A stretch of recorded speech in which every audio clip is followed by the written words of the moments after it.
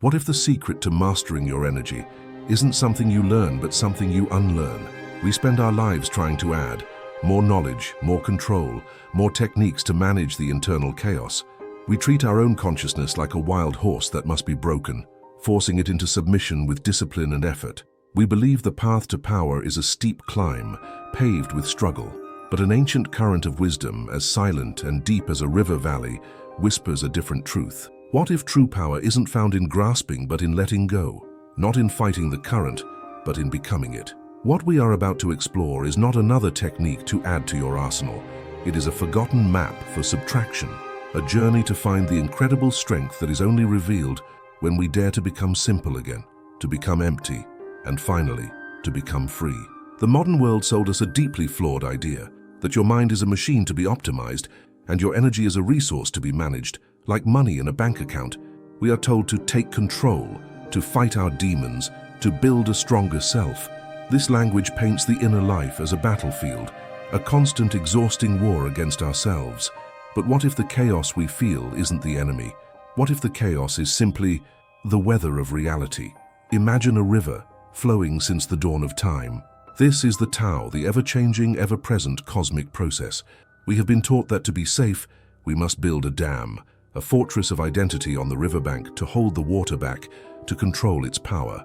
We spend all our energy maintaining this structure, plugging leaks, fighting the immense pressure of the current. This struggle, this resistance, is what we call stress, anxiety, and exhaustion. The paradigm shift is this: what if you are not the fortress? What if you are the water? This ancient wisdom doesn't ask you to control the river. That's impossible. It asks you to remember your own nature as part of it. The goal isn't to stop the flow, but to learn how to flow with it, to stop fighting the current of life and instead become a masterful navigator. This is the essence of what the sages called Wu Wei, or effortless action. It is not passivity. It is the highest form of intelligence, a dynamic harmony with the way things are. So, the real question isn't, how do I get more energy? The real question is, what am I doing that blocks the energy that is already flowing through everything? This fortress we build, this dam against the river of reality, is constructed from the hardest materials we can find: our fixed beliefs, our precious ego, our list of accomplishments, and even our deepest fears. Each brick is a label, an idea of who we think we are, cemented with the desperate hope for certainty in a world that is fundamentally uncertain. We become the sleepless guardians of a structure that was never meant to exist. And here we find the great, subtle irony of the modern path. The more we try to micromanage our inner world, the more out of control we feel. The harder we grip the sand of the present moment, the faster it slips through our fingers. This constant effort, this internal clenching of the soul, is the source of all energy drainage. It is the friction of a mind resisting its own nature. The invitation to embody Wu Wei isn't a call to become driftwood, tossed about by chaos. It's a call to become the master sailor who doesn't command the wind, but deeply understands it. The sailor adjusts the sails, using the wind's own power to move forward, not with brute force, but with elegant, responsive wisdom. That is the true meaning of effortless action. It is the peak of sophisticated engagement, not disengagement. So before we seek wisdom from the ancient masters, we must first see the architecture of our own prison. Look at your own life. Where have you built dams? What parts of reality are you refusing to let flow? This idea of surrendering to a cosmic flow isn't a singular revelation. It's a chorus sung by sages across millennia. In ancient China, Lao Tzu laid it bare in the Tao Te Ching. He spoke of the Tao not as a god to be worshipped, but as an effortless underlying principle of the universe. He described the wisest ruler, the most powerful person, as the one who does less, who trusts the process, and who embodies the yielding strength of water, which nourishes all things without trying. Half a world away in the bustling cities of ancient Greece, another master was watching the same river. Heraclitus of Ephesus looked at reality and saw not static objects, but a process of ceaseless transformation. He famously declared that no man ever steps in the same river twice. For him, the cosmos wasn't a noun, it was a verb, a great, intelligent fire, constantly consuming and recreating itself. To be wise, in Heraclitus's view, wasn't to cling to the ashes of the past, but to become like the fire itself. dynamic, present, and always in motion. This isn't just philosophy. It's a manual for operating our own consciousness. The Taoist sage and the Greek mystic were pointing to the same truth. Resistance to change is resistance to life. Trying to hold a fixed, rigid, energetic state is a recipe for suffering. Centuries later, the alchemists of the medieval world would encode this same wisdom in their cryptic language. Their great work, the magnum opus, wasn't about turning lead into literal gold. It was an allegory for the transformation of the soul. The first and most crucial stage was calcinatio, a process of burning away the dross, the impurities of the ego, the hardened beliefs, the emotional baggage, to reveal the pure, incorruptible essence within. What is this if not a poetic description of unlearning what blocks the flow? They knew you couldn't add purity. You could only burn away what was impure. What is truly stunning is how these different traditions, separated by vast oceans of geography and culture, all arrived at the same paradoxical conclusion. The path to wholeness is through emptiness. The path to strength is through yielding. Lao Tzu's concept of the uncarved block, or pu, is the perfect symbol for this state of being. It represents the consciousness in its original simple state, full of infinite potential, precisely because it has not yet been defined, limited, or forced into a single function. Modern life is a relentless assault on this state. From the moment we are born, society begins to carve us, labeling us, shaping us, telling us what we are and what we are not, until we forget the boundless nature of the original wood. The work of the Taoist sage is to gently sand away these carvings, to return to the smooth, potent simplicity of the uncarved state. This is the very same inner work described by the alchemists. Their symbolic fire of calcinatio wasn't a destructive force, but a purifying one. It was the intense, focused heat of self-awareness applied to the leaden weight of our conditioning. It's the courage to look at your own hardness, your own rigidity, and to voluntarily submit it to a transformative heat, trusting that what will remain is not ash, but a finer, more resilient essence. Heraclitus would have called this the fire of the Logos, the universal reason that governs all change. These aren't three different paths. They are three different languages describing the same essential journey. Whether you call it flowing with the Tao, becoming the cosmic fire, or purifying the soul in the alchemical furnace, the instruction is identical. Stop clinging. Let go. Dare to be unmade, so you can be remade by a force far wiser than your own ego. So this all sounds beautifully profound, but what does it mean for your life on a Tuesday morning, when the world is demanding everything from you? How do we practice this art of effortless action? It comes down to understanding and applying three core principles drawn from these ancient streams of wisdom. This is the practical manual for unblocking your energy. The first principle is the wisdom of the uncarved block. This is the practice of returning to simplicity. Its core meaning is that our original nature is our most powerful nature. The practice here is not to add a new meditation habit on top of a chaotic mind, but to subtract the sources of chaos. It's an invitation to audit your life, both internal and external. Look at your schedule, your relationships, your digital consumption. Ask a simple, ruthless question. Does this simplify or does this complicate? Externally, this might mean decluttering a room, but the real work is internal. Notice the complexity of your own thoughts. How many judgments, worries, and phantom arguments are you running at any given moment? The practice is to simply notice this complexity without judgment and to gently, deliberately let one of those threads go. Don't fight the thoughts, just withdraw your energy from them. This creates tiny pockets of inner silence, and in that silence, your natural energy begins to flow back. The second principle is the way of water. This means embodying yielding strength. Water is the softest thing, yet it can overcome the hardest rock, not through confrontation, but through persistence and adaptation. This translates into a powerful strategy for daily life. When faced with a rigid obstacle, a difficult person, a frustrating problem, a creative block, our instinct is to meet it with equal or greater force. The way of water asks you to do the opposite. Instead of pushing against the rock, flow around it. This means asking, what is the path of least resistance here that still moves me forward? In a tense conversation, it might mean choosing to listen instead of argue. With a problem at work, it might be stepping back to see a different angle instead of forcing a solution that isn't working. This isn't weakness, it's supreme strategic intelligence. You conserve your energy, letting the obstacle exhaust itself while you continue to move towards your goal. The practice is to ask in any moment of friction, how can I be more like water right now? The third and most central principle is the art of the controlled release, which is the essence of Wu Wei. This is about learning to distinguish between what you can truly control and what you cannot. Heraclitus knew the river is always flowing. The Taoist sage knows you cannot stop the seasons. The alchemist knows he cannot change the nature of lead, only purify it. Most of our wasted energy comes from trying to control the uncontrollable, other people's opinions, the past, the future. The practice here is a conscious act of surrender. Identify a worry that is consuming you. Acknowledge that the outcome is ultimately beyond your complete control. Then, consciously, as if opening your hand, release your mental grip on it. This is not about giving up. It is about releasing the anxiety around the outcome so you can redirect that immense energy into the actions you can control right here, right now. You do your part with excellence, and then you let the river of life carry it. This controlled release is the ultimate energy hack. It is the secret of doing everything by doing nothing that is unnecessary.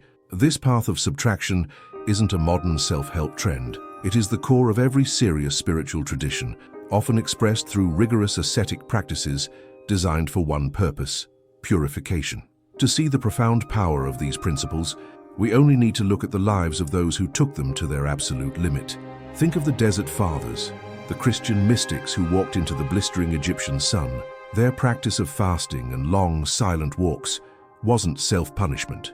It was a form of calcinatio in the real world. By denying the constant demands of the body for comfort and food, they were consciously burning away their dependence on external conditions for their inner peace.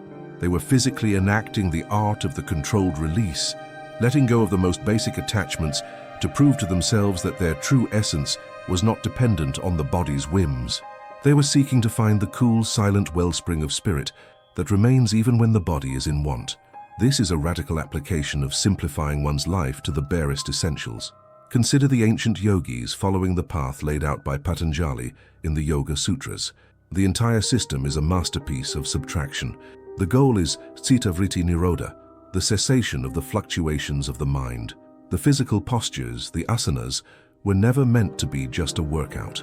They were designed to discipline the body to the point where it could be forgotten, so it would no longer be a source of distraction. The breathing exercises, pranayama, were designed to still the nervous system. All of this was preparation for the real work, a deep internal audit of the mind's complexity, systematically identifying and releasing every attachment, every vritti or thought wave, until the yogi could rest in the pristine, uncarved state of pure awareness, purusha. These paths are not for everyone, but their intensity reveals a universal truth. Genuine transformation requires a willingness to let go of what feels comfortable. The ascetic isn't seeking pain, he is seeking freedom from the fear of pain. He isn't seeking emptiness, he is creating space for something vast and sacred to enter. In our modern context, you don't need to walk into a desert, but you can create your own desert for an hour by turning off all your devices. You don't need to master all 8 limbs of yoga, but you can practice sitting in silence for 5 minutes, watching the chaos of your mind without engaging in it. The principle is the same. Voluntarily embrace a little emptiness and watch how powerfully life rushes in to fill it. You've learned to unlearn, to subtract, to flow. You've started to see your energy not as something to be managed, but as a river to be navigated. You are becoming the water. But what if the river itself is conscious? What if the Tao, this great cosmic flow, is not an impersonal, mindless process? What if it is a vast, dreaming intelligence, and your own consciousness is not just a drop in the river, but a place where the river itself wakes up to know its own journey? This is the ultimate twist in the path of the sage. You begin the journey to find your own peace, to master your own energy. But as you strip away the layers of your personal ego, as you burn away the dross in the alchemical fire, you don't find a small, purified you at the center. You find everything else. The ancient Vedantic sages had a phrase for this revelation. Atman is Brahman. The individual soul, Atman, is and has always been the universal consciousness, Brahman. The separation was never real. It was a temporary illusion, a story the universe was telling itself through you. Think about it. What if every moment of Wu Wei, Every time you effortlessly sync with the flow of life, it isn't you aligning with the Tao. What if it's the Tao aligning with itself through you? What if that flash of intuition, that perfect solution that appears from nowhere, that feeling of being guided by an unseen hand, is the dream of the cosmos whispering its own secrets to itself? This changes everything. The goal is no longer personal freedom. The goal is to become a clearer channel, a more transparent lens through which this cosmic intelligence can experience its own creation. Suddenly, your life is not just your own. It becomes an act of cosmic importance. This isn't a metaphor. It is a fundamental shift in the geometry of existence. We are taught to see ourselves as a point of consciousness, looking out at a separate, objective universe. A tiny eye inside a skull, peering through two windows at a vast external other. But this new understanding shatters that model.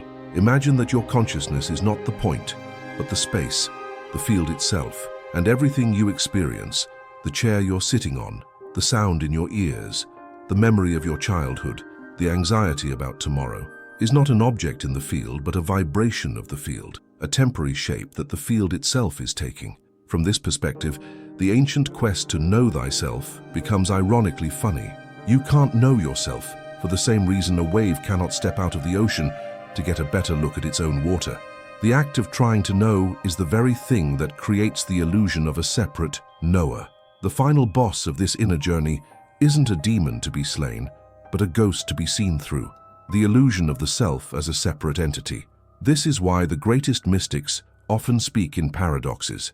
They say things like, "To find your soul, you must lose it."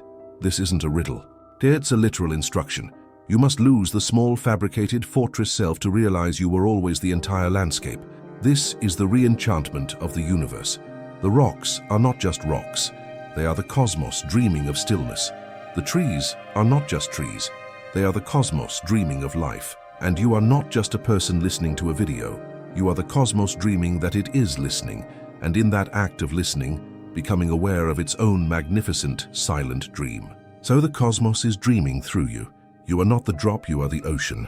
This is a beautiful, earth-shattering realization, but after the initial awe, a terrifying and liberating question arises, and now what? If your consciousness is a channel for this universal intelligence, then the quality of your life is no longer a purely personal matter. It becomes a question of cosmic ethics. Your thoughts, your actions, your choices are not just your own, they are the universe's own self-expression. Are you a clear, clean channel? Or are you a distorted, static-filled one? This is the true responsibility of waking up. The focus shifts from, what can I get from the world, to what is the world trying to express through me? The ascetic practices we discussed earlier now take on a new, profound meaning. You are no longer purifying yourself for your own benefit, to feel better or more peaceful. You are polishing the mirror so that the reflection of the cosmos can shine through you with less distortion. Decluttering your mind is no longer self-help. It's a form of service to the whole. This completely reframes our understanding of purpose. Perhaps our purpose is not something we must find or create, but something we must allow. It is the signal that is already being broadcast, which we can only hear when we finally quiet the noise of our own frantic searching. Your unique talents, your deepest passions, your most persistent curiosities, what if these are not random personality traits? What if they are the specific frequencies the Tao wishes to explore through your particular corner of the universe? Your joy is not just your joy, it is the cosmos celebrating its own existence. Your creativity is the cutting edge of cosmic evolution. Living this way demands a new kind of courage, the courage to trust the subtle, intuitive whispers from within over the loud, demanding shouts from the outside world. It means choosing the path that feels most alive, most resonant, even if it makes no logical sense to the ego, the fortress self that wants safety and predictability. It is the choice to live as a conduit for a wisdom far greater than your own. This realization fundamentally alters our relationship with suffering. When we are trapped in the illusion of the separate self, suffering is a personal failure, a pointless agony inflicted upon me. It is a flaw in the system. But from this wider perspective, even pain has a place in the cosmic dream. It is no longer my pain. It is the universe experiencing the contraction of loss, the friction of growth, or the fire of transformation. When we allow it to be what it is, without the second layer of panicked resistance, It becomes an energetic process that can be observed, honored, and moved through. As the alchemists knew, no true transformation happens without heat. By learning to be a clear channel, you also learn to be a stable container for these intense energies, not just for yourself, but often for those around you who cannot. You become a quiet harbor in the storm, not because you are unaffected, but because you understand the nature of the weather. Furthermore, this new awareness re-enchants the mundane. The simple act of washing a dish is no longer a chore. It is the Tao experiencing the sensation of warm water and smooth ceramic. The act of listening deeply to another person is no longer a social obligation. It is the universe listening to itself, trying to understand one of its own myriad perspectives. Every act, no matter how small, becomes a sacrament when performed with this quality of attention. This is the ultimate paradox. By surrendering your personal agenda, you gain a life of profound purpose. By dissolving the small you that is constantly afraid of being hurt, you become the vast, resilient space in which all of life, in its beauty and its pain, can unfold. The ethical challenge, then, is to live in a way that honors this immense privilege. Every day becomes a choice. Will I be a dam, hoarding a small puddle of stagnant water for myself? Or will I be a riverbed, allowing the entire ocean of life to flow through me? So, we stand at the edge of a breathtaking precipice. We began by seeking a way to control our energy, and we discovered that the ultimate control comes from a radical surrender. We thought the goal was to become a powerful, fortified self, only to find that our true nature is a boundless, open space. We started as a hunter of mysteries, and we've ended with the stunning realization that we are the mystery being hunted. The path of the sage, the alchemist, the mystic, all converge on this single, silent truth. You are not in the universe is in you. Or rather, the distinction is meaningless. But this leaves us with one final haunting dilemma. If the cosmos is dreaming through us, and we are now becoming aware of that dream, what does that make us? Are we merely the passive characters in a pre-written cosmic play? Or does our awakening, our conscious participation, change the nature of the dream itself? Perhaps the purpose of this entire cosmic dance, through billions of years of stardust and evolution, was to arrive at this very moment. The moment when a part of the river wakes up, and for the first time, can choose its course. The ultimate question is not who am I, but now that I know what I am, what will I choose to dream next?